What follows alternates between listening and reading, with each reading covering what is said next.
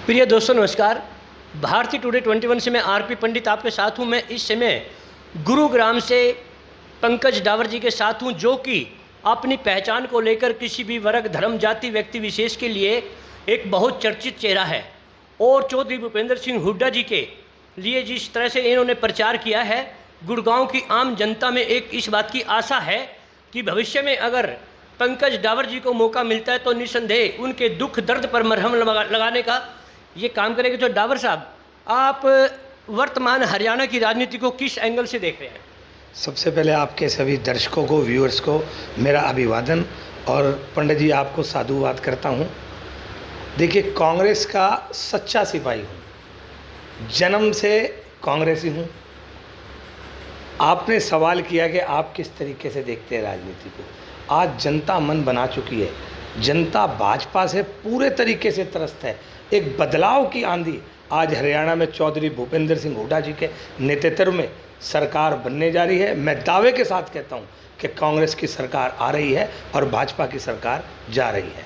तो पिछले दिनों जब हमने देखा गुरुग्राम में राज बब्बर जी यहाँ से लोकसभा का चुनाव लड़ रहे थे, उस समय आपने अपनी पूरी टीम के साथ दिन रात मेहनत की, लेकिन कहीं ना कहीं फिर भी चूक रह गई। इसका आप क्या कारण मानते हैं? देखिए, राज बब्बर जी कांग्रेस के प्रत्याशी थे और कांग्रेस ने जिनको भी प्रत्याशी बनाकर यहाँ पर भेजा, हम लोगों ने तन मन धन के साथ, पूरे गुड़गांव के कार्यकर्ताओं ने उनके साथ कंधे से कंधा मिलाकर काम किया और लोगों ने भी अपने दिल में राज बब्बर जी को बसाया। लगभग 7,34,000 वोट राज बब्बर जी को मिले।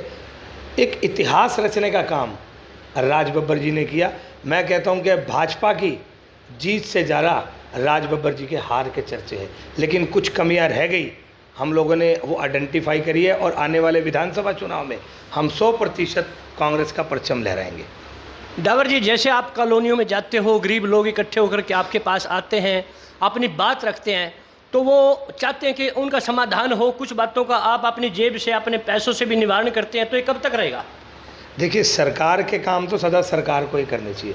बात गरीब या अमीर की नहीं है, खून सबके अंदर एक है। आपका भी लाल है, मेरा भी लाल है, गरीब का भी लाल है, अमीर का भी लाल है, सबका खून एक है। लेकिन जिसके मन में गरीबों के प्रति भावना नहीं, वो इंसान नहीं।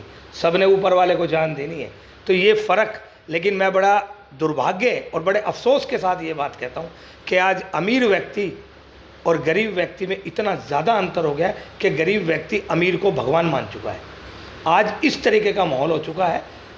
समस्या का समाधान हर कीमत पर होना चाहिए, चाहे आप सरकार के दम पे कराएं। अगर आप सक्षम हैं तो मैं तो सभी राजनेताओं को, समाज सेवियों को आह्वान करता हूं कि अगर आप सक्षम हैं तो आपसे जितनी मदद जिसकी हो सके आपको ज़रूर करनी चाहिए।